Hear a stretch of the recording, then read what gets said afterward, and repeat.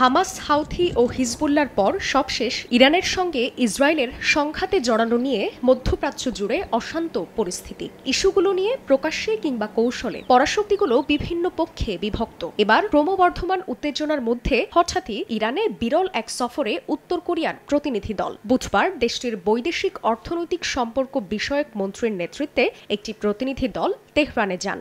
পরে পিয়ংইয়ং তেহরানের মধ্যে সামরিক ও কূটনৈতিক সহযোগিতা জোরদারে চুক্তি স্বাক্ষরিত হয়। আর এতেই ব্যাপক আলোচনার জন্ম দিয়েছে ব্যতিক্রমী সফরটি।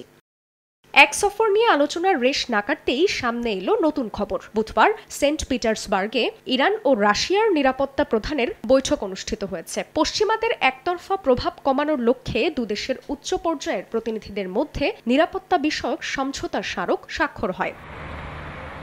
এদিকে উত্তর কোরিয়া ও রাশিয়ার সঙ্গে ইরানের প্রতিনিধিদের দৌড়ঝাঁপ কেন্দ্র করে উদ্বিগ্ন পাশ্চাত্যের পরাশক্তিগুলো। আন্তর্জাতিক অঙ্গন থেকে প্রায় বিচ্ছিন্ন তিনটি দেশই একে অপরের ঘনিষ্ঠ মিত্র। তাদের এমন বন্ধুত্বে রীতিমতো ঘুম হারাম পশ্চিমাদের।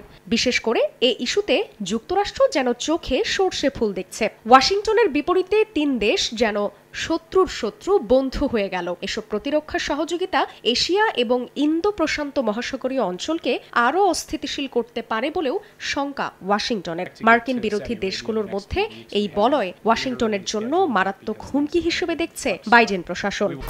1, 2, 3 ঢাকায় জমি জিতে নিন 100% ক্যাশব্যাক সহ 20 কোটি টাকার পুরস্কার।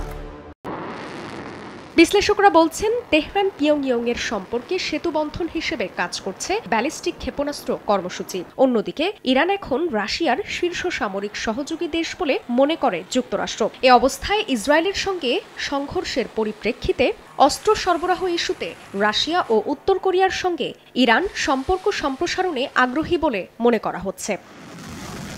জান্নাতুল সাদিয়া, সময় সংবাদ।